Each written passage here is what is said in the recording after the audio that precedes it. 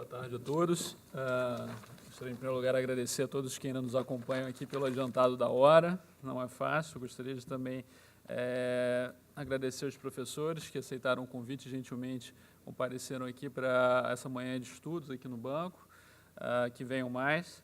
E, por fim, gostaria de agradecer também a organização do evento, na pessoa do Rodrigo Borba, que foi o grande idealizador. Então, realmente, é um grande evento. O meu nome é Gabriel Demetrio Domingues, para quem ainda não me conhece, os colegas aqui do banco com certeza. Sou gerente no departamento jurídico junto à área financeira do banco. E eu vou abordar e revisar brevemente aqui hoje o tema da segurança jurídica do agente público nas empresas estatais. Empresta só o PowerPoint. Eu vou resumir um pouco essa apresentação, mas, basicamente, a nossa agenda aqui hoje, ficou cortado isso aqui, a nossa agenda aqui hoje começa revisando brevemente o tema da segurança jurídica e o direito administrativo do medo, breves insights. Em seguida, nós passamos por uma breve análise da BJR, Business Judgment Rule. Já tivemos a oportunidade de ouvir aqui algumas considerações muito interessantes. Em seguida, caminharemos para o bom uso da discricionariedade técnica no âmbito das empresas estatais. E, por fim, algumas palavras sobre o tema da reputação institucional. Vamos torcer que dê tempo. Bom, direito administrativo do medo. Charles Chaplin costumava dizer que a vida é maravilhosa quando não se tem medo dela. Segurança, em primeiro lugar, é paz. Nós costumamos, a paz, conforme nós costumamos desejar a entes queridos e amigos próximos em datas de aniversário, juntamente com a saúde, o amor, para alguns também a riqueza e o sucesso, a paz é um elemento fundamental no ideal de felicidade da maioria dos seres humanos. E paz nada mais é do que a ausência de medo. Há vários tipos básicos de medo. Medo do desconhecido, medo de enfrentar, medo da perda, tanto de patrimônio, de objetos pessoais, de entes queridos. O medo da rejeição, que faz algumas pessoas tenham medo de falar em público, e o medo da morte, que dispensa qualquer tipo de explicação. Hoje existe uma cultura do medo. Os meios de comunicação, as redes sociais, elas divulgam, elas amplificam, elas propagam o medo da crise econômica, o medo do desemprego, da violência, do abuso das autoridades, dos alimentos nocivos, doenças, ameaças de guerra. E isso tudo faz com que nós passamos a ter uma sensação, uma percepção ainda maior do medo do que talvez ele seja de fato real. E isso é chamado pelo filósofo Zygmunt Bauman de medo líquido, e faz com que as pessoas em nossa sociedade busquem restabelecer a sensação de segurança perdida, por vários meios, buscando proteção, viver em condomínios, carros blindados, e algumas vezes também advogados. Hoje nós temos o chamado direito administrativo do medo, que já foi tocado aqui brevemente no início pelo ilustre professor Gustavo Binemboim. O direito administrativo do medo gera uma realidade para as empresas privadas. A grande novidade disso é o direito administrativo do medo no setor público. Na verdade, o direito administrativo do medo ele tem algumas características. A primeira delas, já abordada aqui nesse evento, é a sobrecarga do controle. Hoje nós temos efetivamente uma sobreposição de várias camadas de controle. Se pudéssemos pensar simplesmente no caso do BNDES hoje, além de controles externos privados, como agências de rating, auditorias externas, nós temos também no caso do BNDES todos aqueles controles societários, muito bem examinados aqui, em relação à lei das estatais. Então, nós temos um conselho de administração, nós temos um conselho fiscal, uma auditoria interna, um comitê de auditoria estatutário. Se sairmos do BNDES, passarmos para a supervisão do Banco Central, como agência reguladora, depois supervisão ministerial, corro o risco de esquecer algum, Ministério da Transparência, depois iríamos para o Legislativo, teríamos o TCU, teríamos comissões parlamentares de inquérito, e por cima de tudo isso teríamos ainda o Poder Judiciário, quando provocado pelo Ministério Público. Ufa, acabou. Mas, em um outro fator que determina isso tudo, como também abordado nesse evento de hoje, é a grande incerteza do direito. Talvez hoje o cidadão vive em situação pior do que aquele indivíduo que vivia no Estado absolutista e vivia sob leis secretas. Porque hoje, efetivamente, as leis são publicadas, mas as leis usam terminologias e termos cada vez mais vagos e abrangentes. A legislação é totalmente fragmentária, então ela não está mais concentrada na lei, mas em instruções normativas, em portarias, e que são atualizadas diariamente, tornando elas de quase impossível acompanhamento. Então, hoje, fica muito difícil até para os próprios advogados, que dirá para as autoridades competentes responsáveis pela aplicação, assegurar e afiançar em cada caso concreto qual o direito aplicável. Por fim, há um posicionamento dos órgãos de controle em priorizar a sua função e atuação punitiva em detrimento de uma atuação colaborativa, pedagógica, o chamado diálogo institucional. Então, hoje, se busca, acima de tudo, ameaçar com a punição do que buscar, efetivamente, uma orientação ou um meio termo, né? Aquela visão não de que eu, órgão de controle, tenho a última opinião, o direito de falar por último, mas sim que vamos construir juntos aquela solução, não é verdade? E esse direito administrativo do medo ele tem algumas consequências que também já foram abordadas aqui hoje. A primeira delas, mais notória, é o comprometimento da eficiência. Isso, qualquer hoje agente público nota que há um aumento de custo para atender os órgãos de controle, o tempo que se dedica para atendê-los retira a nossa produtividade, isso gera também um impacto na atividade econômica das estatais. Há um desencorajamento, um desincentivo à inovação, então soluções criativas ou até heterodoxas deixam de ser adotadas, porque há um incentivo efetivamente à aversão ao risco. E, no limite, há uma inibição da atuação dos agentes públicos, gerando, então, uma paralisia e até uma estagnação da administração. No mês passado, o presidente da Petrobras deu uma entrevista no Valor, afirmando que ele estava com a gerência média dele paralisada e que as pessoas respondiam, elas respondem no CPF, e que o comentário mais ouvido nos corretores da Petrobras seria de que o melhor jeito de não correr riscos é não fazer nada. Mas ele se preocupava, ao final, porque a sua empresa precisava atuar, o objeto social da Petrobras é produzir petróleo. Mas isso aqui não é o nosso negócio. Então, ainda naquela visão de restabelecer uma sensação de segurança, é claro que todos agentes estatais, na média, se encontram assustados, mas nós, advogados, por missão profissional, não podemos, nesse momento, nos recolher. O advogado com medo do perigo ou da insegurança jurídica é a mesma coisa que o médico com medo de sangue. Esse é o nosso trabalho. Então, cabe a nós aqui oferecer algumas respostas, algumas alternativas, alguns caminhos para que o agente público possa pisar com maior segurança, possa proceder em seus trabalhos e que os negócios possam efetivamente voltar a rodar. Então, a primeira teoria que eu vou abordar aqui, tratando aqui da segurança jurídica dos dirigentes das estatais, é a Business Judgment Rule. Muito bem já aqui abordado, e vou tratar dela bem resumidamente, porque já andei falando sobre isso aqui no banco.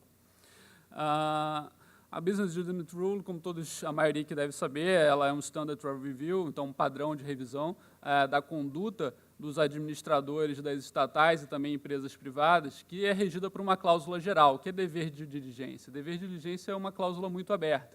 Então, cabe à jurisprudência e à doutrina concretizar isso, especificar isso, trazendo alguns parâmetros que possam nortear, então, não só a conduta, mas também o exame dessa conduta a posteriori.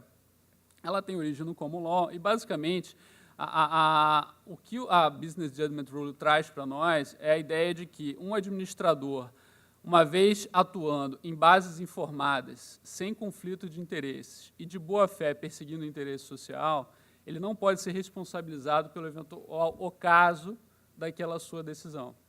Ou seja, a sua obrigação, na medida em que cumpridos esses requisitos de diligência, seria apenas de meio. A BJR ela pondera algumas questões e no caso, na construção do direito anglo-saxão, prevaleceu a ideia de que é preciso, sim, preservar. A administração empresarial envolve decisões no ambiente de risco e incerteza, muitas vezes limitação de tempo, e que é necessário, então, preservar a atratividade do próprio cargo de administrador e também não desincentivar a tomada de risco. E, por fim, ela busca também relativizar a própria competência do Poder Judiciário, isso valeria para qualquer órgão de revisão, para avaliar o mérito daquelas decisões, considerando aí no viés da passagem do tempo, o chamado olhar de retrovisor. Essa teoria ela foi recepcionada nos direitos codificados, então, na Alemanha, ela ingressa, há uma decisão famosa de 97, posteriormente, em 2005, ela ingressa na Lei das Sociedades. Em Portugal, também, hoje, ela é expressamente prevista no Código de Sociedades.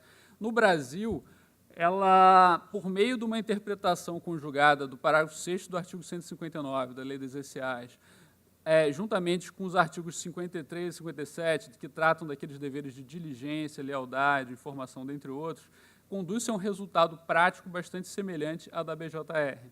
Então, a doutrina, e também veremos à frente um pouco a jurisprudência, pacificamente admite a BJR no Brasil. Não vou tratar de todos os requisitos, mas vou me deter apenas em um deles, que é a decisão em bases informadas. Esse é o requisito que tem um viés prático maior aqui para nós e para qualquer agente estatal. O dever de adotar uma decisão em bases informadas, ela pressupõe, em primeiro lugar, que o gestor ele obtenha a informação adequada e suficiente, considerando os meios e o tempo razoavelmente disponível. Há também para ele o dever de investigar os fatos. Sim, o gestor ele possui um dever de efetuar um juízo crítico, uma análise crítica das informações que chegam até ele, no que diz respeito à sua completude, consistência, clareza, né, principalmente diante de negócios muito importantes para a companhia, uma venda de controle, etc. É claro que, feito essa análise crítica, é lícito a considerarmos que o gestor pode, sim, confiar nas informações que lhe são transmitidas pelos seus subordinados, salvo, é claro, erro manifesto, razões para fundada desconfiança, chamadas red flags também, que a professora Carolina muito bem apontou. Há ainda dever, sim, de preparar adequadamente suas decisões, formalizá-las e observar procedimentos internos. Esse é o núcleo central do Business Judgment Rule. Decisão sem conflito de interesse, de boa-fé, isso tudo também se pressupõe. O Business Judgment Rule ele é expressamente reconhecido pela CVM em sua jurisprudência na aplicação a empresas privadas, mas também estatais. Há um caso especificamente do Banco Brasil, Banco de Investimentos, em que essa teoria foi adotada na absolvição dos administradores da empresa. O TCU também, a partir de 2015, em vários julgados subsequentes a essa data, vem adotando o parâmetro de controle da Business Judgment Rule para avaliar casos envolvendo estatais, um caso famoso das refinarias Premium, em que o TCU, em primeiro lugar, relaciona todos os requisitos de aplicação da teoria, mostra conhecimento, aceita, e, ao final, ele diz que, ao fazer uma revisão da cadeia decisória que levou a empresa a optar pelo prosseguimento da implementação dessas refinarias premium, houve um descumprimento do dever de diligência aí, na medida em que, assim como o BNDES, a Petrobras, imagino, não conheço em detalhes, mas possui uma cadeia, um procedimento com várias instâncias de decisão. E, conforme o relato do TCU, a primeira instância já apontou que haviam sérias dúvidas sobre a viabilidade econômica e financeira daquele projeto, mas que, não obstante, o órgão de gestão optou por determinar, então, dispêndios de elaboração de projeto básico, despesas de implementação de infraestrutura no local, deu sequência e, posteriormente, se viu que realmente o investimento era antieconômico e isso gerou um prejuízo de 2,8 bilhões para a Petrobras. Então, meus caros, no caso da BJR, ela se aplica, sim, às estatais. A grande questão, e realmente aqui é uma coincidência, não imaginava aqui tangenciar um tema que seria tratado antes, né? Há uma questão é saber se, com a nova lei das estatais, a BJR continuaria sendo aplicável na sua intensidade normal às empresas estatais. Não é verdade? Porque, como bem apontou o professor, a lei das estatais, embora inicialmente façam toda a remissão à lei das SA, então dizendo que todos os dispositivos lhes são aplicáveis, inclusive administradores e membros do Conselho de Administração, o fato é que a lei das estatais também traz, por outro lado, a obrigação dos gestores de, ao tomarem posse, assumirem compromissos com metas e resultados. Inclusive, também a obrigação do Conselho de Administração de supervisioná-los. Então, isso geraria, para alguns, para onde alguém poderia dizer, bom, com isso, a obrigação do gestor da estatal passa a ser de resultado, não de meio? Essa é uma questão interessante, porque, ao mesmo tempo que a lei das estatais traz esse mecanismo, nós temos a Constituição, que equipara o regime da lei das estatais à lei das empresas privadas com as quais elas competem. Então, haveria... E, observando a mensagem de veto da lei das estatais, nós encontramos uma passagem interessante. Havia uma previsão rigorosíssima que acabou sendo vetada, era o artigo 21, falava que o Conselho de Administração responderia solidariamente, na medida de suas obrigações e competências, pela efetiva implementação de suas deliberações. E o parágrafo único ainda iria mais longe, dizendo que as deliberações do Conselho que resultarem de decisões condicionadas ao exercício de certas atividades e tarefas pela diretoria não excluiriam a sua responsabilidade. Vejam que é quase uma responsabilidade bem objetiva. De resultado. A fundamentação do Poder Executivo para vetar esse dispositivo foi justamente o artigo 173, parágrafo 1º, 2 da Constituição, que equipara o regime jurídico naquilo que lhe for razoável e adequado ao regime jurídico das empresas privadas. Então, me parece que, apesar da lei das estatais, a BJR, em toda a sua intensidade, continua sendo um parâmetro válido para o controle dos atos de gestão dos dirigentes das estatais. Passo agora, rapidamente, também ao exame da discricionariedade técnica. A discricionariedade técnica, já adianto, não vendo aqui como uma solução de todos os nossos problemas, eu vendo aqui o bom uso da discricionariedade técnica, o uso adequado, de forma a reforçar a segurança jurídica dos profissionais. Vimos atrás que o gestor vai decidir com base em informados, mas vai decidir em base em informados com informações, em regra, preparadas não por ele, mas por uma equipe, por seus subordinados. O que é basicamente a discricionariedade, né? Os professores administrativistas aqui, com certeza, poderão definir muito melhor do que eu, mas basicamente a definição clássica da professora de Pietro é que a discricionariedade clássica é a situação em que a lei deixa à administração a possibilidade de decidir, no caso concreto, escolher entre uma ou mais opções, todas elas válidas perante a lei e o direito, principalmente perante o direito. E é claro que nessa escolha entram considerações de conveniência, oportunidade, justiça, proporcionalidade, equidade e principalmente interesse público.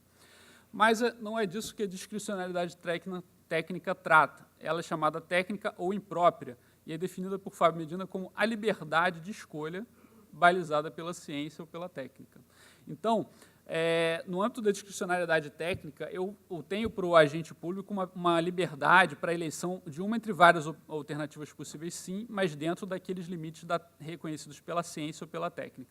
Também há deveres especiais de motivação, porque, veremos à frente, há um dever de motivação mais intenso, e exige também a explicitação de motivos de índole técnica ou científica que determinam o porquê da escolha de uma solução e não da outra.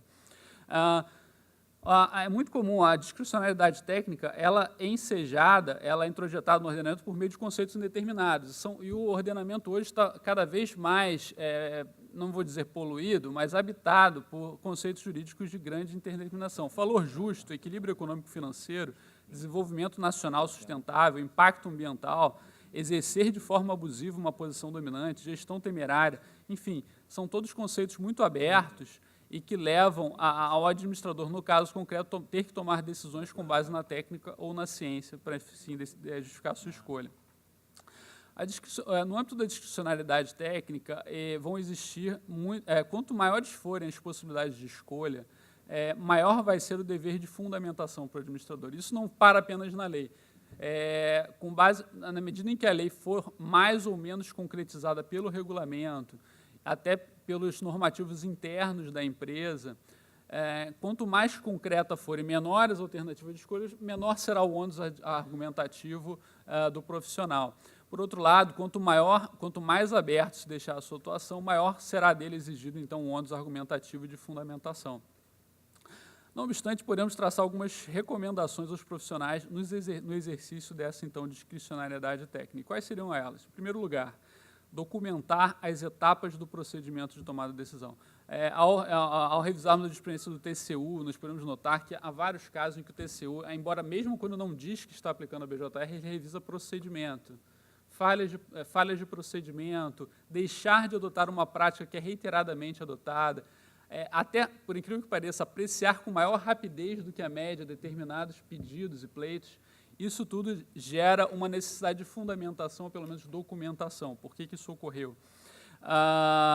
Em segundo lugar, ponderar sobre razões técnicas que justificam a escolha da solução. Então, isso na fundamentação, o núcleo, é preciso demonstrar, retornando. Em primeiro lugar, investigar e delimitar, mostrar que houve uma investigação razoável das alternativas disponíveis, não precisam ser todas, mas principalmente aquelas principais, a explicitação dos motivos, as razões técnicas que justificam a escolha de uma e não de outra, e, por fim, um exame, pelo menos, mostrando um relato da forma que foi observada a forma de execução. Esses parâmetros são sugeridos pelo professor Flávio Roma, eu aqui apenas trago com pequenas alterações. Mas, mesmo no âmbito da discricionariedade técnica, eu posso afiançar aos senhores que isso não vai ser um salvo-conduto e isso não exclui a possibilidade de, individualmente, termos que explicar alguma coisa ao TCU ou algum órgão de controle daqueles muitos que vimos lá atrás. E no âmbito do controle, principalmente no âmbito do controle do TCU, nós poderíamos notar vários tipos de parâmetros de controle, com diversos tipos de intensidade. Há um controle básico, que eu poderia chamar aqui de modelo de deferência, em que simplesmente o órgão de controle assume que, por envolver um alto grau de especialização, as escolhas no âmbito da discricionalidade técnica não admitem revisão, exceto em caso de erro manifesto. Então, dificilmente nós vamos ver, por exemplo, um órgão de controle revisando a decisão do Copom. Os economistas podem até quebrar o pau entre eles, falar que podia ter descido um ponto a mais a taxa de juros, um ponto ou subido ou mantido do jeito que está, mas são decisões extremamente técnicas e nesses casos, pelo menos nós temos observado com grande satisfação que os órgãos de controle ainda não têm opinado sobre isso. Por outro lado, nós temos um outro paradigma de controle que poderíamos chamar de controle alto ou de ativismo. Evito até evitar utilizar essa expressão aqui para não causar nenhum tipo de milindre. Mas o fato é que o ativismo ele simplesmente assume, também em base em teorias doutrinárias, de que a indeterminação daqueles conceitos ela desaparece no caso concreto. E que, no caso concreto, sempre haveria uma única solução justa a ser buscada, ainda que com auxílio de peritos. Então, seria possível o órgão de controle substituir os profissionais altamente especializados com competência legal para aquilo pelos seus próprios peritos que ele contratasse ou alocasse na tarefa daquela auditoria. Por fim, existe um parâmetro de controle que eu chamaria aqui de moderado ou do modelo de autocontenção. Esse parâmetro nada mais faz do que, de forma realista, assumir que nos conceitos indeterminados haverão sempre zonas de certeza positiva e negativa, em que eu posso afirmar que aquilo sim se relaciona com o desenvolvimento ou que aquilo não se relaciona com o desenvolvimento, mas haverá também sempre uma zona de incerteza, uma chamada zona cinzenta, em que mais de uma solução vai ser tecnicamente aceitável. No âmbito dessa zona cinzenta, cabe ao agente de controle simplesmente aferir se a escolha, não se a escolha recaiu sobre a melhor solução técnica possível, mas simplesmente se a escolha é aceitável, se ela é amparável pela técnica e pelas ciências aplicáveis, se está devidamente fundamentado. Esse seria um parâmetro, então, de autocontenção, um controle moderado. Não vou adentrar aqui em exame da jurisprudência do TCU, mas brevemente eu posso assegurar a vocês que hoje predomina no âmbito do TCU um parâmetro alto de controle, em que ele afirma textualmente que a discricionalidade técnica não serve como oposição ou obstáculo à sua revisão. Daí observamos no âmbito do TCU discussões sobre política regulatória, fixação de tarifas, etc. Mas há também alguns julgados mais recentes em que se mostra um certo temperamento desse parâmetro, já adotando posições mais moderadas, seja porque, num sentido reconhecendo em que há realmente, de fato, em alguns casos, mais de uma escolha disponível, e em outros casos até reconhecendo que, bastando uma fundamentação adequada e suficiente, não caberia o TCU adentrar a fundo naquela fundamentação e discutir tecnicamente se aquele argumento é o mais ou menos adequado. Por fim, já chegando ao fim aqui da minha exposição, fala um pouco do tema da reputação institucional. E eu acho que me parece que esse tema ele se relaciona diretamente, já abordado aqui pelo professor Vicente, ao tema da segurança jurídica, e vamos ver à frente. Jeff Bezos, CEO da Amazon, costuma dizer que companhias são como pessoas. Elas ganham reputação trabalhando duro para fazer as coisas bem feitas. E o que é a reputação institucional? Reputação institucional, nas palavras do Daniel Carpenter, seria o conjunto de crenças sobre a capacidade de organização, intenções, histórias, missões de uma instituição perante a sua audiência, ou seja, que no caso dos estatais seriam seus stakeholders, a própria sociedade, na verdade, todos que observam. Há um caso muito notório no âmbito da reputação institucional, que é o caso do FDA, Food and Drug Administration, o equivalente da nossa Anvisa, envolvendo o caso da talidomida. No final dos anos 60, com a descoberta da talidomida, ele começou a ser comercializado em mais de 46 países como um medicamento extremamente eficaz para combater o enjoo matinal das gestantes. E no mercado americano começou a haver uma pressão muito grande para que aquele medicamento fosse efetivamente liberado para o FDA. Mas o dirigente daquele órgão, então, Francis Kelsey, resistiu à pressão e exigiu que fossem feitas mais pesquisas. E, finalmente, depois de algum tempo, ele conseguiu demonstrar uma correlação de mais de 10 casos de má formação fetal em função da talidomida. Como resultado desse evento, Francis Kelsey recebeu a mais alta condecoração do Serviço Público Americano das mãos do presidente Kennedy, e, a partir dali, então, o FDA começou a ser visto como uma instituição altamente respeitável, de forma que as suas decisões são legítimas dificilmente revertidas por instâncias de controle. A reputação ela tem muitas dimensões. Há uma dimensão técnica, capacidade daquele órgão para realmente entregar desafios, analisar questões complexas de performance para realmente fazer as entregas que lhe são pedidas, procedimental, se ele realmente é fiel aos procedimentos que são postos, e ainda moral, diz respeito no âmbito da corrupção propriamente dita. Como disse também o professor que me precedeu aqui, reputação é poder.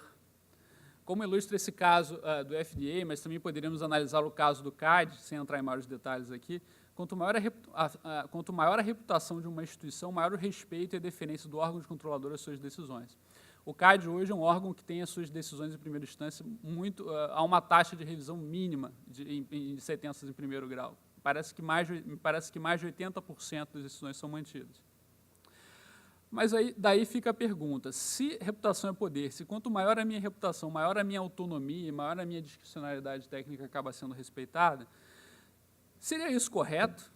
O parâmetro de controle deve realmente variar de acordo com o grau positivo ou negativo de uma reputação? Me parece que não.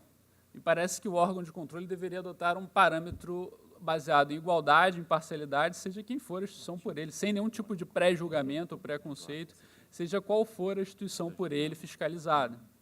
Simplesmente porque a Constituição assim exige. E nada mais, nada menos que isso. Mas aceitamos ou não, essa que é uma crítica de Floriano Marques e Juliana Palma, o fato é que todas as instituições hoje precisam se atentar para a importância da sua reputação institucional e principalmente para a importância da defesa dessa reputação perante a audiência. Isso, a defesa das suas competências, inclusive, isso se dá de diversas formas, por meio de manifestações públicas, por meio de defesas técnicas em processo e principalmente também, isso me parece, a prática comprova, a nossa prática comprova que é o mais eficaz, por meio do diálogo institucional. Então, buscar realmente manter um canal aberto com o órgão de controle, buscar soluções conjuntas em que nem eu me sinta como o mais legitimado a opinar tecnicamente, mas também não, o órgão de controle não se sinta como o próprio STF da administração, que tem o direito de dar a última palavra e pronto. Basicamente, seriam essas, então, as minhas considerações aqui hoje. Lembrando que, encerro, vou retornando ao ponto onde eu comecei, do medo. O medo, efetivamente, o medo ele tem a sua função. O medo ele serve para nos alertar, para nos dar dicas sobre perigos. Mas aqueles medos exagerados ou falsos, eles só servem para realmente nos causar apuro e paralisia. E nós, enquanto agentes públicos, realmente nós não precisamos conviver com isso. Muito obrigado. Muito obrigado, Gabriel, pela exposição. Essa exposição é importantíssima, acho que para todo mundo que trabalha aqui no BNDES. Eu já tinha ouvido essa apresentação e ouvir novamente foi muito bom, né, porque você vai incorporando cada vez mais esses conceitos.